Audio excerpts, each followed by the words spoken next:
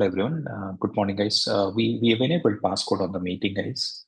Passcode yesterday, and we did send it out in the email to everyone. People might be looking for the passcode at the last minute, so let's give them a couple of minutes only for today, guys. So we'll wait until 9:02 and then we get started.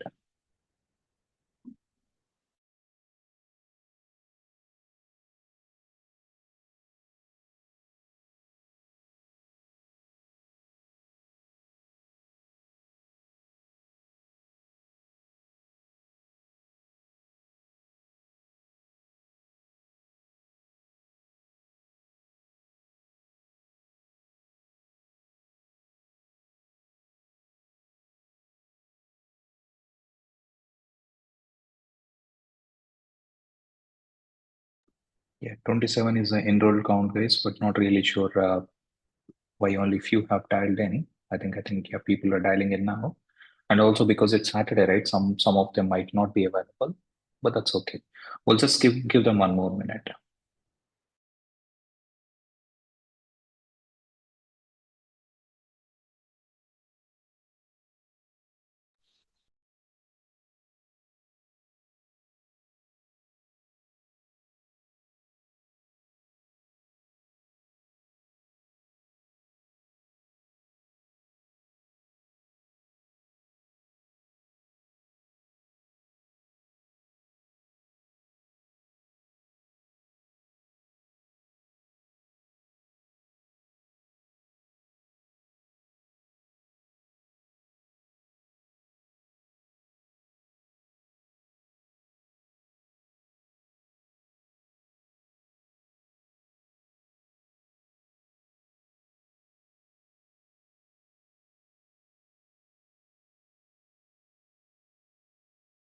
Okay, let's get started. Guess I'm sharing my screen. Others might dial in. Yes, and one important point is right before the session, I want to highlight this. All of you have received onboarding email, guys, and in the onboarding email, you have three Google Drive links. Yes, we do have OIC instance login details, SFTP login details, and we have three Google Drive links in the onboarding email. Now, how exactly you need to use that onboarding email? How exactly you should use that onboarding email? That is captured in this particular session, guys. So if you go to the session recordings folder, I uploaded one session recording yesterday. And this is a roughly 20 or 30 minutes clip. And in this session or in this video, I explain how exactly you need to use the onboarding email, guys. I request all of you to go through this particular video, without fail before you start using onboarding email and logging into OIC instance. There are a lot of useful instructions that I've captured in this video. Ensure that you go through it today, guys. Okay, today or tomorrow, whenever you get time, you go through it. Now, we're done with, today we are supposed to cover the web service basics. Today we are supposed to cover the web service basics. So some of you might not have worked in integrations earlier, or for that matter, you might not even know what is a web service. So for the benefit of everyone, we will be covering web service basics today and tomorrow. And there are two types of web services available in the market today, guys. You have SOAP services and REST APIs. SOAP is an old timer. It's been there for a few decades now, whereas REST is relatively newer. And even though they are relatively newer, they are also more than a decade old. So we will be focusing on SOAP service basics today, and we'll focus on REST API basics tomorrow. Okay. Now, how do we cover the basics of SOAP or REST guys today and tomorrow? We will be picking up one of the standard SOAP service given by Oracle, and we will try to test that particular service. And along the way, we will understand the basics. So it's like we'll try to understand the basics by doing a hands-on exercise. We repeat the same thing tomorrow. We'll pick up a standard REST API as an example. And try to call it. And with that REST API as an example, we cover the basics tomorrow. Okay. Now, what exactly web service basics mean? What exactly web service means, guys? If you have to explain it in a layman terminology, web service is nothing but a service offered over web. And web services enable communication among various applications using various standards, so open standards like XML, WSDL, SOAP, and so on. And what are the two popular types of web services we have in the market today, guys? SOAP and REST. SOAP is an old timer, which has been there for a few decades now. REST is relatively newer. And what are the two key usages of web services, guys? One key usage of web services, you can use them to build reusable application components, and these are typically called as APIs. Okay, so you might have a currency conversion API, weather API, or any other API.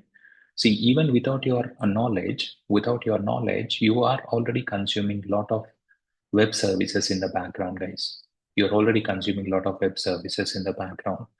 So, if, for example, if one of you go to Google, let's say Soma goes into Google and types in what is the exchange rate from USD to INR, because he wants to make a payment for this particular course. So what would happen in the backend? There would be a currency conversion REST API might be getting called in the background that would fetch the currency conversion information, and that would be rendered back to on the browser.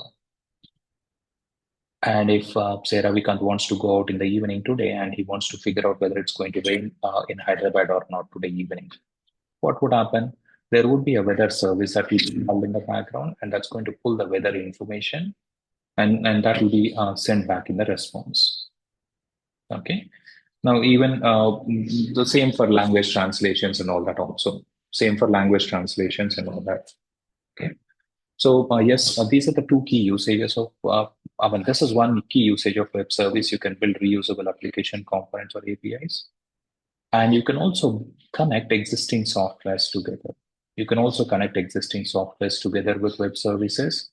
And these softwares can be, they can be any application and from any platform. It doesn't really matter. So that's a brief about a web service, and I hate PPTs, guys. So let's get to the hands-on now. And how do we understand the web service basics of SOAP? We don't go through this PPT. PPTs are for your reference. Let's do a quick hands-on and related to SOAP first. So if you have a client, let's say a client has implemented Fusion Finance modules, or let's say they implemented Fusion Cloud application. And yes, all of you have access to this Google Drive sheet. Okay, so this is given as one of the link in the onboarding email. And in this sheet, we maintain the Fusion Cloud instances. So I pick up the first instance that is marked in green, access the URL. And if you're already signed in, you will see a home page. And by default, and when you click on this URL, what would you see? Ideally, when you click on the URL, it would first show you a sign-in page. And we need to enter the username and the password. And when you enter the username here, and the password, enter only FinIMPL, guys. I see some people copying this entire string and putting it in here. Our intention of mentioning FinIMPL or HCM or SCM is, depending on the use case that you are trying, you would be using appropriate user, not that you have to use that entire string. Whenever you try something, if it doesn't work, at least look at that error message, look at what you're doing, and try to see if you can get some hint as to why it's not working before you send out a note to me in WhatsApp or email. And also, the session recording that I have pointed you to, right? That session recording is very much mandatory, guys. All of you, please go through that recording before you go through today's session recording. Enter it as FinIMPL, and you copy the password, and you enter that password here. Sign in. And after you sign in, what is it that you get to see? You would be able to see a home page. Now, what Oracle would have done is Oracle would have given a lot of standard SOAP services and REST APIs to interact with this application. Oracle would have given a lot of standard SOAP and REST APIs to interact with this application. So say, for example, if I have to create an AR invoice, I can go to receivables here, and I can create one invoice manually if required. If I'm a business user, or if a client wants to create one AR invoice, A business user on the client side can log into receivables, create a transaction, and they can do it manually. They can do it manually. But what if I get, say, 1,000 invoices from a billing system? Let's say your client has a billing system, and from that billing system, you're getting 1,000 invoices, and you need to load them into cloud. So how do you do that? So how do you perform a CRUD operations in Fusion Cloud? Create, update, or delete or read operations from Fusion Cloud? To help you with that, Oracle has given a lot of standard SOAP and REST APIs. Oracle has given a lot of standard SOAP and REST APIs to talk to this application. The obvious next question that you ask is, Prasad, where can I find that information? If you go to this particular slide in the PPT, slide number 8, in the PPT, you click on this link, and that would take you to the standard documentation page. That would take you to the standard Oracle Cloud documentation page. And this is where you find all the documentation related to Oracle Cloud. And here you see various modules here. Now, depending on the module of your choice, you can get into any one of them. And I go into financials as an example, but you can choose other offering as well if you want. And I click on integrate because I am interested in integration related information. And I'm able to see REST APIs and SOAP services here. I'm able to see REST and a SOAP here. Now, tomorrow we go into REST APIs and focus on it. Today, we want to cover the SOAP services. So I'm going to review SOAP services. And this link is going to show me all the standard SOAP services given by Oracle for Finance modules. And if I scroll down, I'll be able to see, I could see that there's a service to load customer profiles. I could see that there's a service to load Excel fixed assets. There is a service to load journals, payable invoices. And you also have services to load a variety of receivable transactions as well. And since we are trying to get our basics right, we're not going to pick up a complex service like fixed assets or journals, guys. We're not going to pick up fixed assets or journals in today's session because we're just trying to get our basics right. And when we do the complex journal import SOAP service, and when we build this integration, we will be picking up, we will see how to use the standard journal import service given by Oracle in that integration that you build in OIC. Okay. But since we're getting our basics right here, I'm not going to pick up fixed assets or a journal service as an example. Instead, I pick up ERP integration service. And two reasons why I pick up this particular service as an example, guys. Two reasons. The first reason is this is one of the service that you use very frequently in the integrations. This service is used by us in plenty of integrations because it contains operations that you need in variety of use cases. And another reason is the operations that you have in this particular service, right? These operations that we have on this particular service has a very simple payload. And it'll be easy for me to make all of you understand the basics of SOAP services, with these operations. Now, when you look at a service here, yes, you have a description.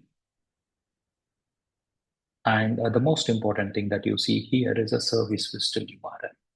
The most important thing that you see in the documentation is a service WSDL.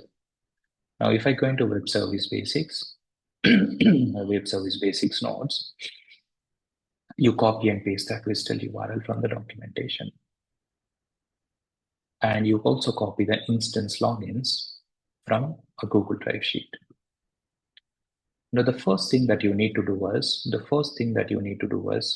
if you look at the WSDL URL carefully, guys, you see that there is a generic word called server name. So in this WSDL, you need to replace your Fusion Cloud instance link. You need to replace your Fusion Cloud instance link in place of server name. Okay, in place of server name, you will have to, you will have to place in that Fusion Cloud instance link. Okay. So what is our Fusion Cloud instance link, guys? How do you know what is a Fusion Cloud instance link? The URL that you see starting from fa until .com, this is your Fusion Cloud instance link. You go ahead and put it in the server name. So you copy this URL, paste it here, and from the Fusion Cloud instance URL, you copy the URL until .com. You copy the URL until .com, and you paste it in the server name. You paste it in the server name. Okay, you paste it in the server name. Now, and what else do you see here, guys? What else do you see? Apart from after the Fusion Cloud instance name, you see a word called FSCM. What does FSCM means, guys? Anyone, any idea? Any idea about what exactly FSCM is? It stands for finance, SCM is supply chain. Financials and supply chain management, right? Now, since this is a service related to finance or SCM modules, you see a word called FSCM in there. And since it is a SOAP service, you also see a word called service in there. You also see a word called service in there. And after that, you have the service name ERP integration service. You have ERP integration service. And you have question mark WSDL at the end. Now, I copied this entire WSDL, and what is the only thing that I changed in this URL, guys? I picked up this URL, and in the URL, I have a server name. I replaced that server name with a Fusion Cloud instance. And I want to quickly check whether this is a valid WSDL or not. Can I verify, guys, if this is a valid WSDL or not? How do I verify it? Yes, just copy the link. You go to the browser, open up a new tab in Firefox, and paste in that URL. And the moment you paste in that URL in a new tab, you will be, if you see the web service details, that means it is a valid WSDL. Now, what are the details that we are seeing, guys? So what does WSDL stands for? It stands for Web Service Definition Language. And it contains the complete details about the web service. So it has the service name, description, and it also has operations as well. Now tell me one thing is, when you create a PL SQL package, do you have procedures within them, guys? Yes or no? Yes, we do. And Yes. And are those procedures logical units? Meaning when you call a package, you don't call package as a whole, you call a specific procedure within a package, right? In an exactly similar fashion, when you create a SOAP service, or when you have a SOAP service, within SOAP service, you have operations, and those operations are the logical units. So we don't call ERP integration service as a whole. Instead, in that service, you have operations. You will be calling one of these operations. And these operations are the logical units. And again, when you pick up an operation, you will be able to see the description for that operation. What is the input parameters that you need to pass, and what is the output that you get as well. Complete details would be available for every operation also. Now we have these details. You are able to see the definition of a web service here. You see all the details here. I want to, and what I want to do was, I want to test a couple of these operations. In this particular service to help you understand the basics. Now you have a few operations, right? So let's pick up the first two operations and see how the SOAP services work. Now, if you look at the first two operations, okay, so the second one says submit ESS job request, and the first one says get ESS job status. Now, the first question that you ask is, what the hell is ESS job? I'm hearing it for the first time, right? So ESS job, it stands for Enterprise Scheduler Service Job. And if you're probably coming in with the EBS background, it is synonymous to concurrent programs. And if you don't know EBS, forget about it. And in Fusion Cloud, whenever you create any technical component, whether it is a BI report or any other technical component, those technical components have to be registered as ESS jobs in an enterprise scheduler definition page. And once a technical component is registered as an ESS job, you will be able to submit it from the application. Now, what would this operation help you with, guys? Submit ESS job request operation will help you. Submit ESS job request in this particular service will help you to submit a job in Fusion Cloud. And of course, when you call this operation, you tell which job to run. And after it submits a request, it gives you back a request ID. And if I want to get the status of that request ID, I can make use of the first operation.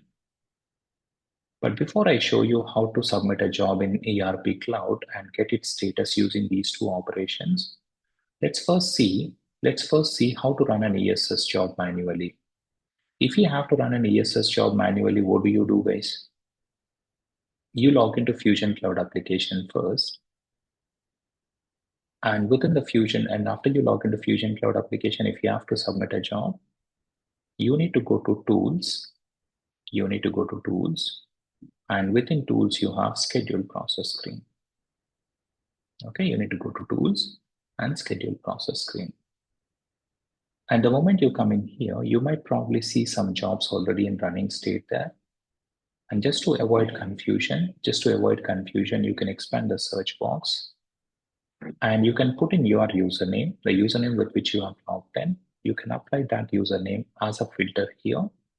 So this is like me telling Fusion Cloud, boss, don't show me all the jobs running in the application. Show me only the ones that are submitted by FinIMPL user. And do we see any job submitted by FinIMPL? No. And I want to go ahead and run a job, submit a job here.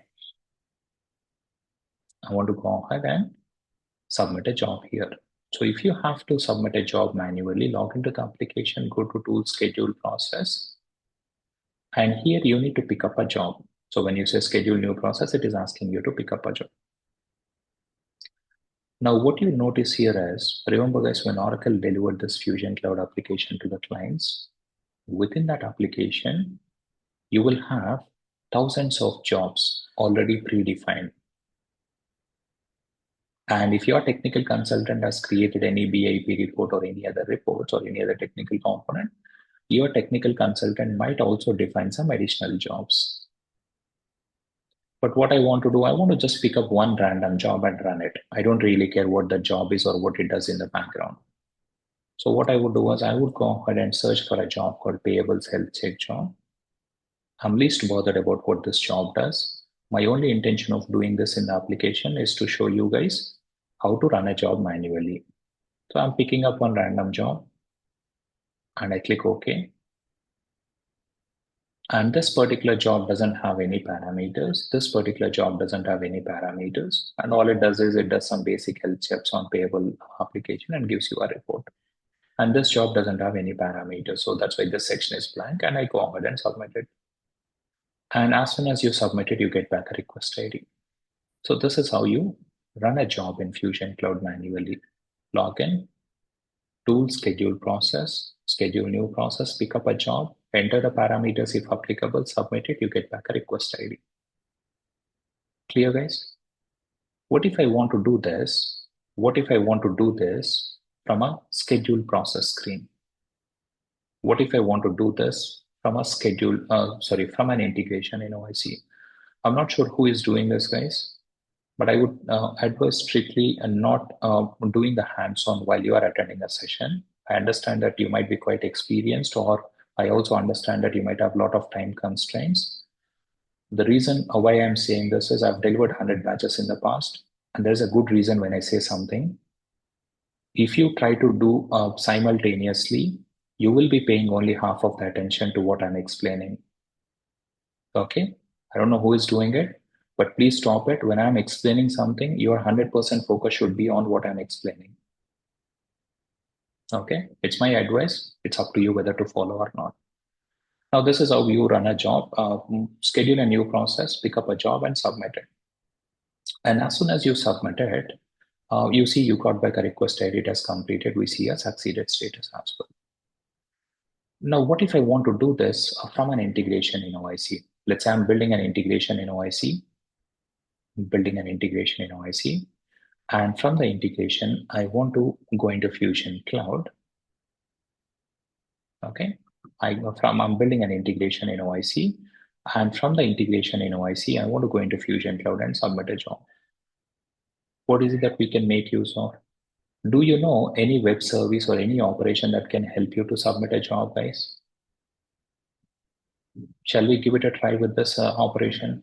I could see something called as submit ESS job request in this service. Shall we give it a try and see if this submits a job or not in the application? Yeah. Yes. Just give me one moment.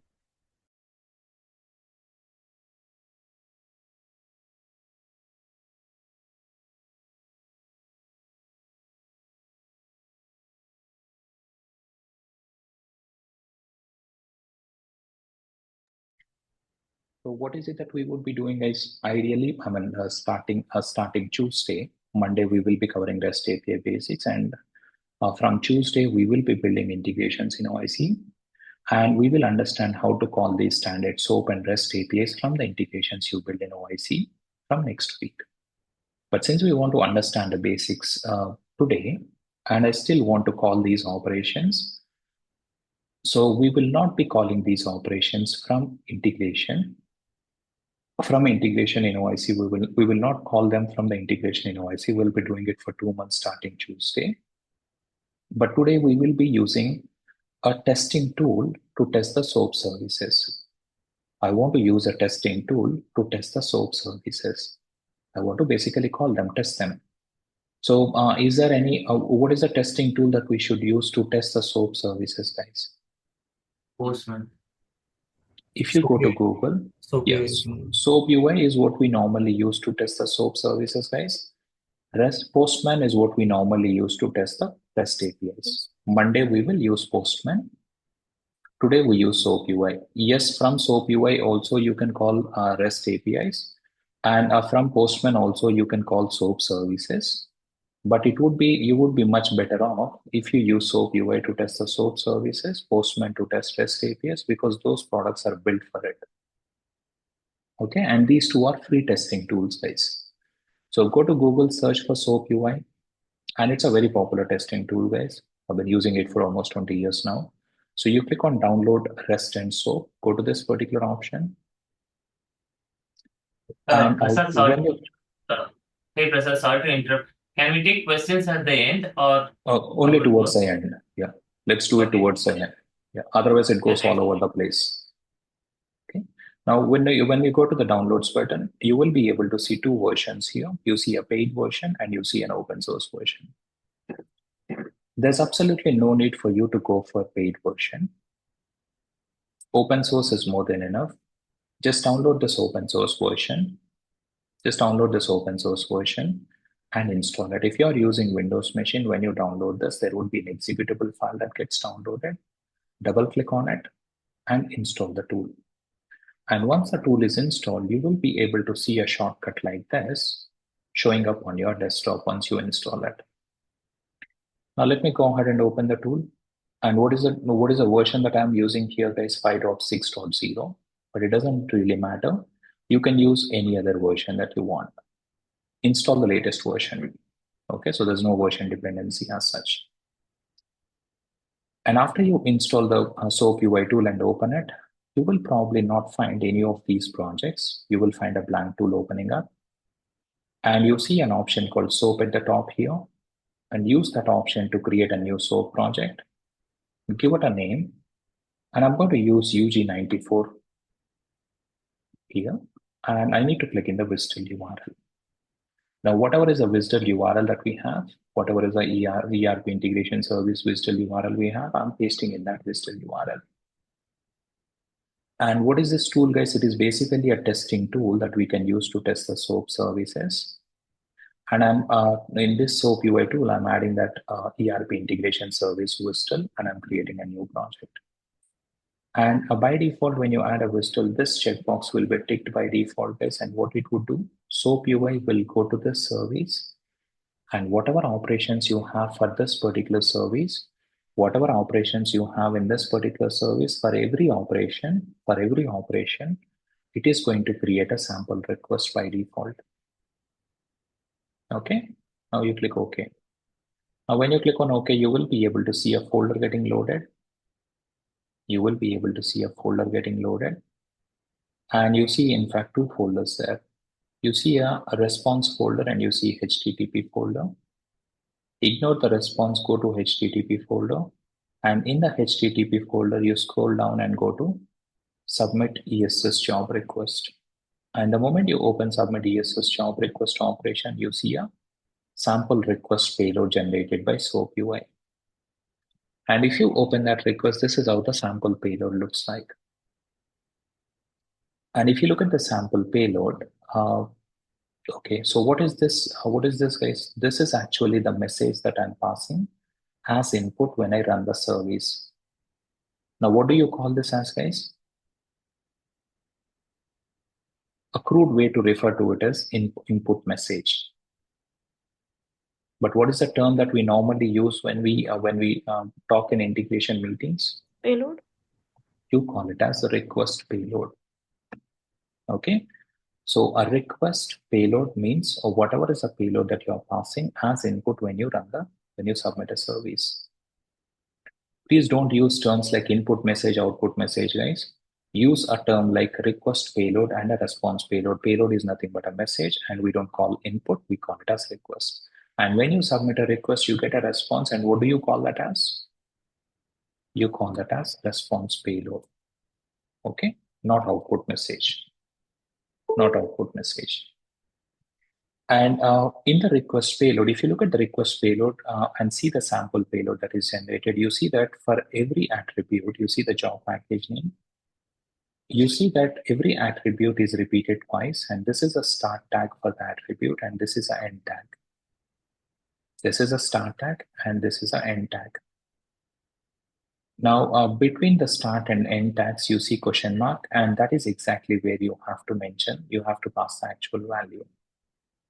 Now, what is this format called as, guys? Wherein every attribute is mentioned twice. What is that format called as? XML format. So in XML, this would be the typical behavior you see. For every attribute, you see a start tag and you see an end tag. And between the start and end tags, you have question marks, and that is exactly where you pass in the value. Okay. Now, what is it that this operation helps us with, guys? It helps us to submit a job. Now, to submit a job, I need to pass in the job package name, definition name, and the parameters. Now, what job do we want to submit, guys? Let's go ahead and submit the same job.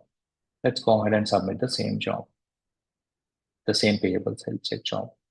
So if I want to submit the same job, not from Fusion Cloud manually, but with the help of this operation, I need to pass that particular job package name and definition name. Now, where do I get these details from, guys? And also, when I click on a schedule new process, when I click on a dropdown, I was able to see plenty of jobs here, including payables health check job. Where are these jobs coming in from, guys? What Oracle would have done is, when it has delivered the application, Oracle would have registered these jobs. Oracle would have registered these enterprise jobs in a separate page. So there is an enterprise scheduler definition page, and in that page you define the jobs, and whatever jobs are defined in that particular page, you would be able to see them in the dropdown here.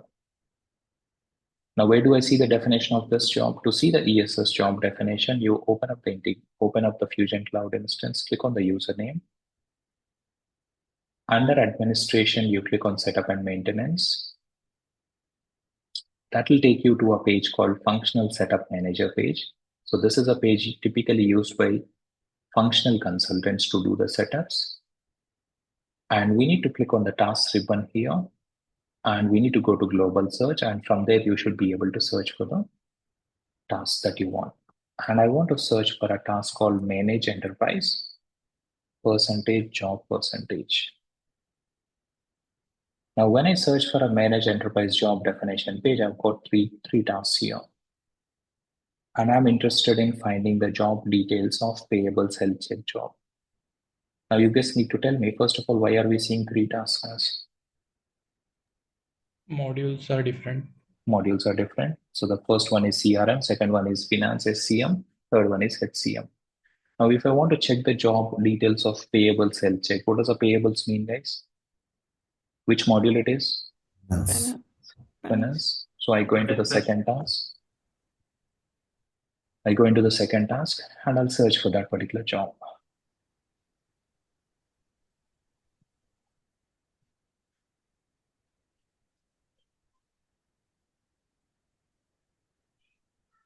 And what do you search for here, guys? Payables health check is the job name that you have to mention. Now you pick up this particular job, edit it. And within the job definition, what do we see, guys? Within the job definition, you will be able to see a job path. That is exactly what you have to pass as package name. And we need to copy the job definition name. Remember, guys, not the job definition display name. This is not what we need. We need the job definition name. Copy this and paste it here, job definition name. And we also have parameter list. Now, does this job have any parameters, guys? Do you see anything here? No. No. So if a job doesn't have parameters, how many times will you repeat this parameter tag? 0 times. We can remove 0 times. We can remove it. Remove it.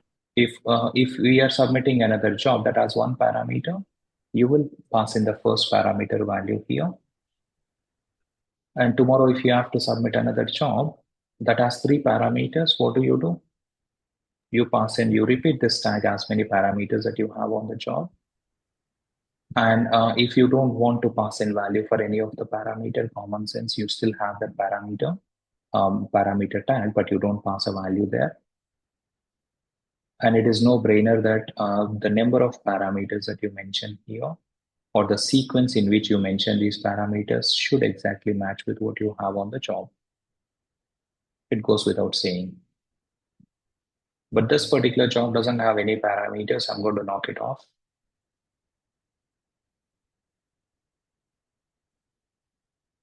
And I want to go ahead and submit a request now. And when you hit the submit button, this is the first mistake that you do. In a hurry to test your first SOAP service, you submit a request after you enter the package name and definition name. And whatever you enter in a request payload, you get it back in the response payload. You have no clue what's going on. Our expectation was that this job would be submitted. We get back a request ID, but whatever I sent here, I got back in the response. What's the reason, guys? The reason is in the response tab, you will see 2 tabs here, XML and raw. You are in XML at the moment you change it to raw. And the moment you go to raw, it tells you what is the problem. What's the problem that we see, guys? 401 unauthorized.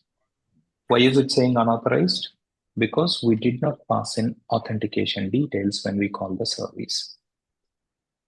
And remember, guys, all the standard SOAP services and all the REST APIs given by Oracle, the standard SOAP and REST APIs given by Oracle are secured ones, meaning when you call them, you definitely have to pass in authentication details, guys. Now I go to authorization and I have to pass in the authentication details, PIN IMPL, copy the password and enter it here. Now, what is it that I'm asking SOAP UI to do? I'm asking it to log into the CT80 instance with this username and password, and I'm asking it to submit a job. Let's see if it does its job or not. I submit a request now. This time I get back a response, and in the response I see a result, and in the result do we see a request ID? Yes, 452. Now if you go back into Fusion Cloud, just give me one moment, guys. Yeah. If you go back into Fusion Cloud, would we be able to see, if you go into Fusion Cloud, we should be able to see that request submitted here. We should be able to see that request submitted 452 is submitted in the application. Okay. Now, how did we submit this request? We did not log into the application and run it manually, but we submitted that request.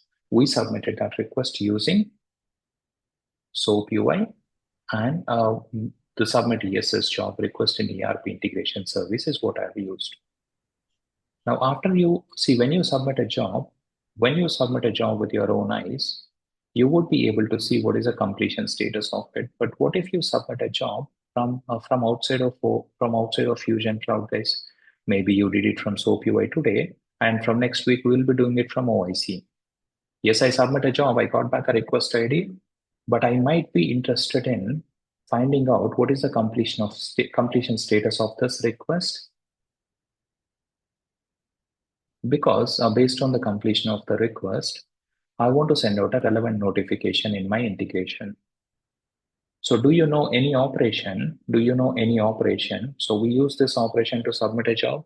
Do you see any operation that can get you ESS job status based on a request ID? You see the first one? Shall we give it a try?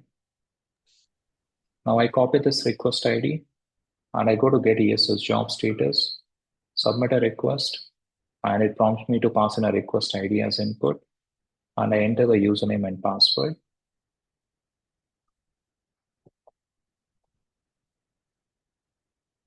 And what do I need to enter, guys? So the password, whatever is given here.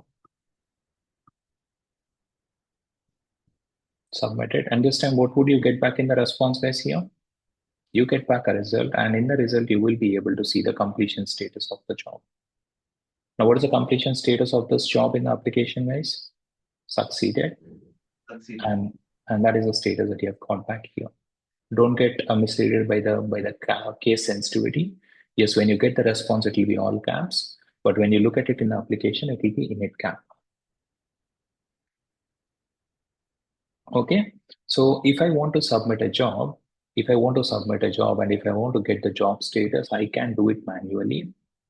If I log in manually and submit it, I can pick up a job, submit it. I can see the completion status myself. But if I want to do it not from a Fusion Cloud application manually, but with the help of integration, we have the ERP integration service. I can use submit to submit a job, and I can use this operation to get the job status. Now, to help you guys connect the dots, let me show you how exactly we will be leveraging these services when you build integrations in OIC. Now, I'll take you back to OIC, and as a fourth integration, we will create a journal import service. We'll create journal import service as a fourth integration. And what do we do in this integration, guys, in the journal import service? So what we do is, assume that this is an integration we're creating for HSBC core banking, HSBC client, and they will be calling our integration from core banking system.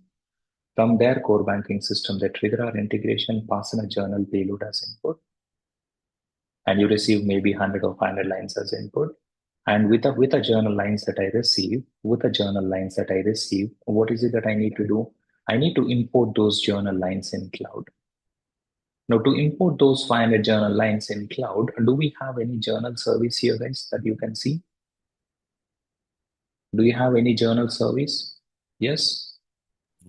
Yeah. Yes. So we will be calling this journal service.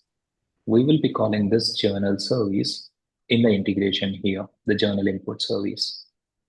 And whatever 100 lines we receive as input here from core banking system, we pass them as input to the journal input service. So we call the journal input service first in the integration, and we pass in the journal lines. And what that service would do, it would dump the data into interface table. Does that mean journal is created, guys? Does that mean journal is created? The data is dumped only to interface table? No. We need to submit an import journals job to process those records and define and get the journals created in core banking. In ERP cloud application. Now, at this point in the integration, I want to go into Fusion Cloud, and I want to submit a job called import journals. I want to submit a job called import journals. Now remember guys, when you build integrations like this, Fusion technical consultant and the functional consultants will tell you what are the steps that you need to follow guys to build the integration. So if you are completely new to ERP or completely new to journals, no worries. You can talk to technical consultant, get some inputs, and based on that, you design it. Now at this point in the integration, I want to go into Fusion Cloud and I want to run this import journals job. Now tell me one thing, guys. How can I go into Fusion Cloud and submit a job there from an integration? Do you know any service and any operation that can help you? What should I be calling here, guys? Yeah, the submit ESS I job. call ERP integration service. I call submit ESS job request operation here. Okay, so that is the exact job the submit ESS job request operation is what I call here. And when we had to call the submit ESS, when we had to submit a job, what is the payload that we passed here, guys? We passed in a job package name, definition name. There were parameters also, but I removed it because this job didn't have parameters.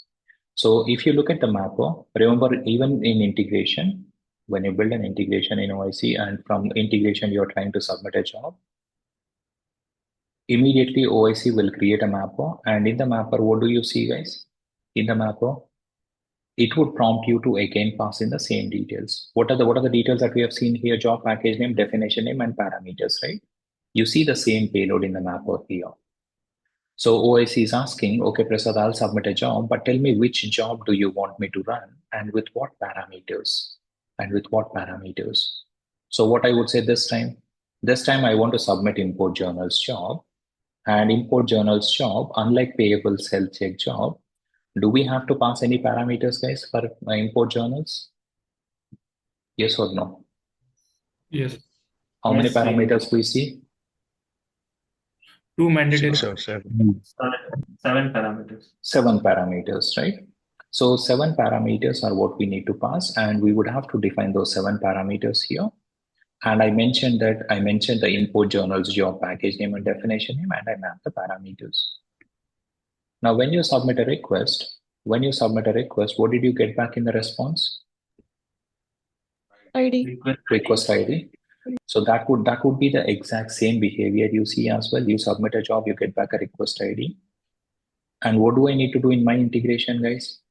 So HSBC wants me to send an email notification letting them know whether that particular journal batch they have sent is imported successfully or not. They have sent me a batch, right? And I'm processing it. They want me to send a notification, letting them know whether the batch is imported or not. Is it a fair ask, guys? I've given you a batch and I ask you to send me a status, right? So you submit a job here, you get back a response here. In that response, you have a request ID. Then what do we do in the integration? You wait for 1 minute and you try to get the job status. So I have request ID with me now, and I need to go to Fusion Cloud and get the job status. Do you know anything that can help? Yeah. Get job status. I should be calling get ESS job status from ERP integration service. So I call that ERP integration service get ESS job status operation. And when you call get ESS job status operation, you have to pass in request ID, yes or no, as input. Yes. And that is the exact same behavior that you will see. When you have to get the ESS job status, you see it prompts you to pass in a request ID. And where do I have a request ID for me, guys? Where is it available? In this particular node, what is the name of this node? Submit import journals ESS job, right? So this is the request that we are sending out. And with this node name, you will see request and you will see response. With that node name, with that submit ESS job request node name, you see a request wherein I passed in the job details and you got a response. And in the response of submit job, I have a result. Right? When you submit a job, you get a result. And what is the result of submit ESS job, guys? Request ID, right? So this result is nothing but a request ID. And that request ID is what I'm mapping to the get ESS job status. See here, since I'm doing it in a testing tool, I was just copying this request ID and I was passing it manually here, right, in the get ESS job status.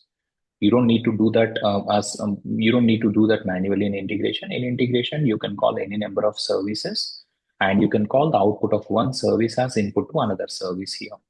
So I was submitting a job and then I was trying to get the job status. And what this request will get me, guys? Again, this would also have a request and response, right? I'm sending a request ID and I get a response. In the response, I have a status. What do I do with that status? I use a switch statement and I check whether that status is succeeded. Okay, so when you hit the get ESS job status, you get back a status. It could be either succeeded, error, or warning. And if it is, and based on the job completion status, what do you want to do? You want to send out a relevant email notification. So just try to understand, and when we do this service, we'll talk more about, talk in detail about each and every step later on. But it is exactly this way that in some of the integrations that you build, you will be invoking the standard SOAP services given by Oracle, like you invoke a journal first, then submit a job, then get the job status. Now, as I explain this, some of the students quickly come to a conclusion. Okay, boss, I understood how OIC works now. So in all the integrations that you build in OIC, you will be calling the standard SOAP or REST APIs given by Oracle. Is that true statement, guys? It is absolute rubbish. Yes, in OIC, in some of the integrations that you build, wherein you follow web service-based approach, you might be leveraging the standard SOAP services and REST APIs given by Oracle within the integrations you build in OIC. But there are plenty of other things possible in OIC. You might probably be doing a bulk data upload into HCM cloud or finance cloud using FPDA or HDL. Or you might be building event-driven orchestrations. There are plenty of other things possible in integrations in OIC. Don't think that this is the only stuff that is possible. But yes, in one set of integrations that you build in OIC, we would be leveraging the standard SOAP and REST APIs given by Oracle, and this is exactly how we do it. Now, before I open up a session for questions, and if you are able to follow me until this point, it's much more than enough, guys. But I'll go one step deep and explain one more thing. If you get it, fine. If you don't get it, forget it. Nothing to worry at this point. Now let me ask this question. I loaded the WSDL URL into SOAP UI, and SOAP UI generated the sample request for submit and get ESS job status. Now my question is, who has told SOAP UI that we had to pass in a job package name and definition name to submit a job, or we had to pass in request ID to get the job status? Who has told SOAP UI all this, guys? The WSDL has already this information. Whatever WSDL you have loaded, it should have the operation as well as the parameters that needs to be passed. Yeah. So, or if I put it other way around, the only input that we have given to the SOAP UI is, what's the only input that we have given? WSDL URL. So that WSDL URL that you have given as input to the SOAP UI, that WSDL has all the information, guys. That WSDL has all the information. And the way it works is, for every operation, you have a request payload and you have a response payload. For every operation, you need request and you have response. And yes, so for submit, these are the two attributes that we need to pass in request, and this is what you get in the response. So there would be custom data types. There would be a custom request and response data types defined in XML schema document. There would be an XML schema document created by Oracle first. And in that XML schema document XSD, they would have created the request and response data types for every operation. They would have created a request data type for submit ESS job request with 3 attributes in it, response data type with only result in it, So so Oracle would have created a request and response data types for every operation. With those details, it would have created an XML schema document. And once the data types are defined in XST, those data types are used to define messages. Request and response messages are defined using that request and response data types. And after the request and response messages are defined, we would attach those messages to the operation. To every operation, you attach, in the operation, you have input and output. And in the input, you attach a request message. And in the request message, you have a request data type assigned. And similarly, in the output, you have response message attached. And in the response message, you see the attributes. Now you say, Prasad, show me this in the WSDL. Okay, so let me take you to WSDL. And in the WSDL, if you search for types here, here you will be able to see XML schema document created by Oracle, And you see this is a XML schema document, XST. Copy that link, paste it here. Now, when you look at this XML schema document, you see that there is a request and a response data type defined for every operation. For every operation, there is a request and a response data type defined, and the request data type will not have request keyword at the end. Response will have that word explicitly. Now, what is it that you need to pass in the request, guys?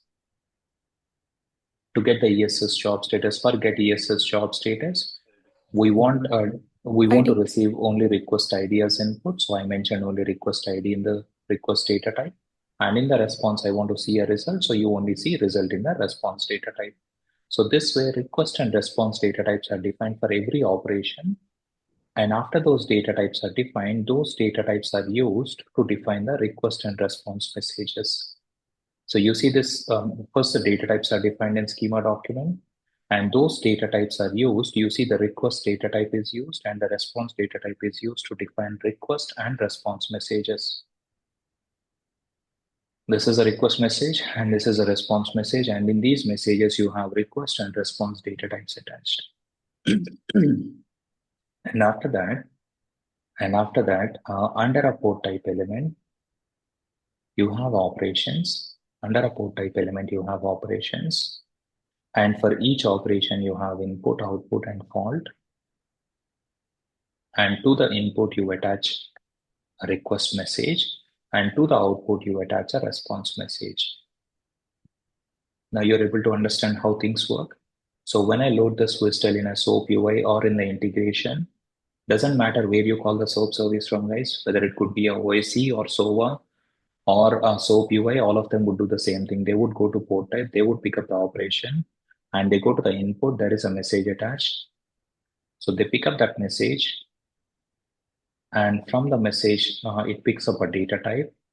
It goes to that XML schema document because it is referring to the types. If it is referring to the types, and in the type, it is referring to this data type, it would go to this data type, and whatever elements that you see here, with all those elements, a sample payload is created. Now, what is that is why what is the only input that we see, guys, in get ESS job status? Request ID. And what is the response that we get? In the response, what do we see? Result. Because that is what has been attached. Now, shall we check the submit ESS job request, guys? And you guys need to tell me what I have to do.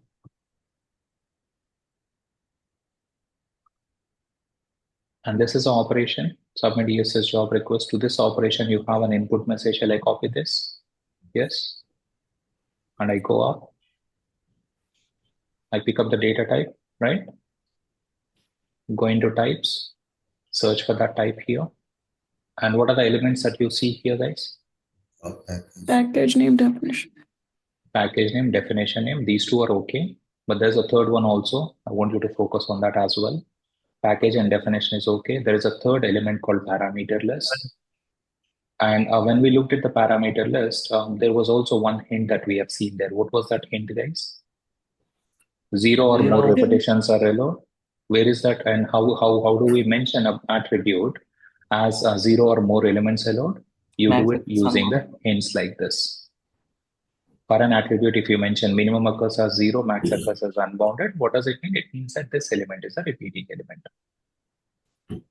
Clear, guys? So this is exactly how things work in case of SOAP. You have custom data types defined in XML schema document. Those are used to define messages. And those messages are attached to the operation, input and output in the operation under a port type element. Okay. Any questions, guys, from anyone? Please raise your hand. I'll call out the names. Yes, Guru. So, Prasad, so how can we differentiate just by saying, okay, this is SOAP or this is REST? Okay. Let's restrict our questions only to SOAP for now. We don't even know what is REST. When we cover REST services, after we cover REST services in Monday session, we'll worry about the comparison. Okay. Yes, Yogesh. The use of SOAP API would be, suppose there is already an integration and somewhere it fails. So using the SOAP API, we can identify what request and response we get, right? That is my understanding. Can you repeat the question again? There is already an existing integration, example from ERP to Salesforce, and where we had used this SOAP API to get the request and response, or the ERP program which was running right now. So using this SOAP API, if integration fails in between, so to get that request or the response, we use this SOAP API to check and identify by ourselves what output we should be expecting. I'll slightly rephrase it. I think you got the context, but you're not using the right words to express it. When you build integrations in OIC, if you have a situation wherein you have to submit a job or wherein you need to get the job status, that's exactly when you will be calling those standard SOAP services given by Oracle. So for example, in this particular case, I get journals, I need to import them. So I'll call this journal service first to dump the data.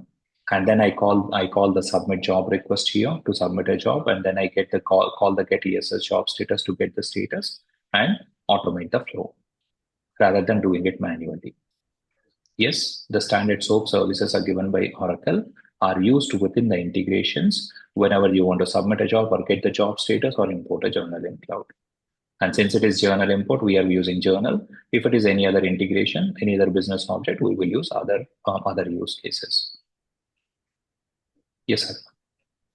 One last yes. question. So in the last point, you have explained that when we submit anything, there were multiple parameters, that minimum 0 or maximum we can send. So that that we can send more than there were 3 parameters. So if I want to send 4 parameters, that also is possible with that statement. Am I correct? Yes, of course. Okay. Yeah. Okay. Thank you. Thank you. Yes, Aruna. So is this true, like when we are calling like Oracle applications from OIC, then we can use a basic authentication. However, if we are doing an external application, Salesforce, that might need an advanced authentication. Is that a true statement? Because OIC is an Oracle product, so authentic from Oracle product, if we are calling an Oracle application. Okay, no, let me stop you here, Aruna. Please don't do the guesswork. Okay, and also one suggestion for everybody, not just Aruna. When I'm explaining a concept, focus on that particular concept for that particular day. The question that you asked, right?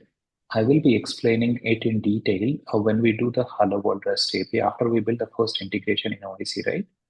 I will show you how to call that, how to use basic auth as an authentication for that REST API.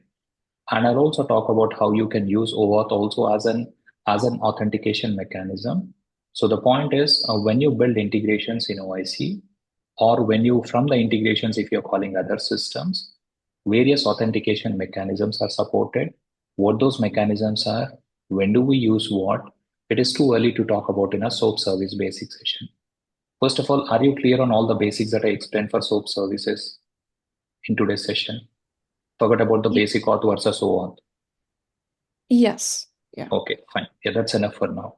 So we'll worry about the authentication stuff when we reach that stage. Which is fine. That's fine. I have one more question.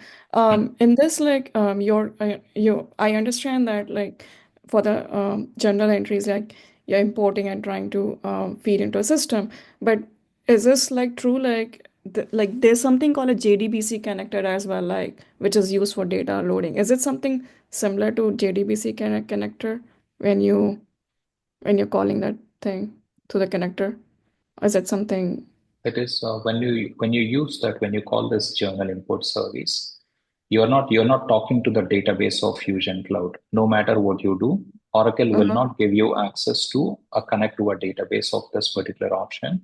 It is not using JDBC or anything in the background. We really don't know how exactly Oracle is inserting the data into GL interface table when you call this when you call the standard journal import service here. But when we call the service, all we get to know is what that operation is going to do. How internally Oracle has implemented that operation, we don't know. Okay. Is that not an option at all? Like an First of alternative? all, we never ever use or anything related to JDBC in the OIC integrations that we build. Okay. Okay. Okay. Got it. Okay. Any other Because questions? okay. Guys? Yes. Thank you. Thank Thank you. you. And one last piece is like the thing which you describe, import, submit, and status, like importing the journal entries. This seems like a very logical process. Does it follow the similar pattern with other process as well? Like, for example, importing the purchase order. No. No? No is the answer. Every process is in its own. Every business object has a different process. I mean, if it is a SOAP service, some of the SOAP service might follow a typical pattern, like maybe a fixed asset might follow a similar pattern or might not. Or it could be same, but it would also be different in some cases as well. So this is how it works with a SOAP, right? Tomorrow we do a REST, not tomorrow Monday. And you notice that in Monday session, when we call a REST API, you see the CRUD operations directly getting reflected in the application. You Yes. don't have to run any import job there. So that's why I'm saying it would be different. Okay. Okay. Okay, but Yes, if you're Krishna. just using SOAP, like Even in the SOAP, it would be different. it will be different Okay. patterns. Yes. And if your next question is, Prasad, how the hell should I know what is the pattern that I need to follow for each business object? You're not supposed to know it. There would be somebody else paid to tell you what is the process that you need to follow. And who is that somebody? Fusion functional and technical consultants would give you that requisite knowledge. Okay. Okay, but Yes. because it seems a little logical, like getting a status, like knowing whether it's succeeded or No, not. you should not. You will need. Oh, that's okay, Aruna. You asked the question, but it seems like a logical process, but that is not the same for all the business objects. Okay, thank you. Okay. Yogesh, can you lower your hand and go back on mute? After your questions are answered, please lower your hand to avoid the confusion. Yes, Krishna, go on. Yeah, sorry, I'm very new to this Oracle things.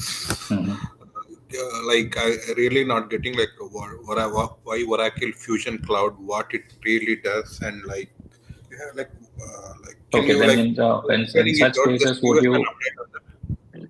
Yeah, then you need to probably look at a Fusion technical training that we offer or the functional training. So basically, Oracle Fusion Cloud. Otherwise, remind me in Tuesday's session. I'll throw some light on what exactly Fusion Cloud is. Not in Tuesday. Tuesday also we do admin session, and on Wednesday, remind me at the beginning of the session. I'll throw some light on what exactly Oracle Fusion Cloud is. Okay, it is not something that can be explained in 2 minutes or 3 minutes. If I explain it in 2 or 3 minutes, it would lead to 100 other follow-up questions. Okay? Yeah. Wednesday morning, remind me, I'll explain it. Yes, Sunil. Yeah, Prasad. See, you were showing navigations, right? Sorry, instead of muting Krishna, I muted you. Sorry. Krishna, can you go back on mute, Krishna? You have a lot of background noise at your end. Yeah, yes, please. Go on, Sunil. Yeah. So like I was saying, for example, if we want to know any ASS job, so the OIC consultant has to go to that based on his role, functional administrator, functional consultant role. He has to go to that particular ASS job, and he has to look through the package name and definition name, right? So is it will they give us the access for us to, because see, exactly over Yes, here, of course. we need to know the name and the path. So ideally, we should have the role to access this. And this is mandatory for every OIC consultant. Is that right? You will have access to everything that you need to build the integrations in OIC, to check out things in Fusion Cloud. You would definitely be given the valid user with all the access set up, and it is very much required. So ideally, since you said that ideally the setup and maintenance belongs to the functional consultant, whoever is doing it, we are not playing the role of a functional consultant. So still, they might give you us the access in test instance for us to view all these jobs and definitions. Correct. Yes. And just one more question before I close it out. Prasad, see, usually this path which you given, for example, this Vesdal path, this is applicable only for this particular demo instances, I mean, the particular dev instances, right? Probably if we, like yesterday, you were importing and showing us when we need to do the migration and all. Obviously, if you are covering it in another session, but still, I want to ask again that we will cover it in detail about the how you handle the migration of integrations. We'll spend not 5 minutes. We'll spend complete 1 hour session at a later point. Yeah, and I'll cover it in detail. Any other questions? Yes or no? Just one last question is like, if we are importing big, like thousands of journal entries, will this particular process calling a SOAP It will not help. It will not help. But it is not efficient. It doesn't work. There is a separate process called a file-based approach that you need to follow. There is a separate process called FPDA automation, HDL automation, and these are the two processes that you use to do a bulk data upload into a finance or SCM cloud application and HCM cloud application, and we'll worry about it when we reach that stage. And that's precisely why I mentioned that when you build, when I've shown you this use case and I show you that we are calling SOAP services here. Remember, I said one statement 3 times. Don't come to a conclusion that whenever you build integrations, you will be using standard SOAP or REST APIs. That's precisely because of that. Because there are a lot of other integrations that you build, like FBDA automations, event-driven orchestrations. So it list goes on and on. So the reason, and then why did I bring you into this particular screen? Not to confuse you guys, but to help you guys understand or connect the dots as to how we use the SOAP services in OIC integrations. But this is not it. Thank you. One last thing. In the single API call, how many records it can go through? Like 100? Does it have a limit? Do you know? Like just trying to get an idea. It doesn't have a limit.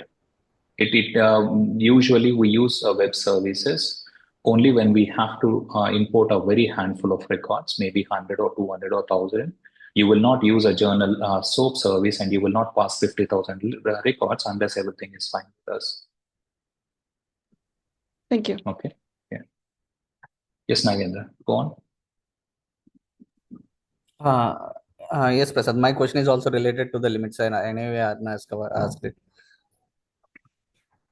Thanks, everyone. See you on Monday, and Monday we cover the REST API basics.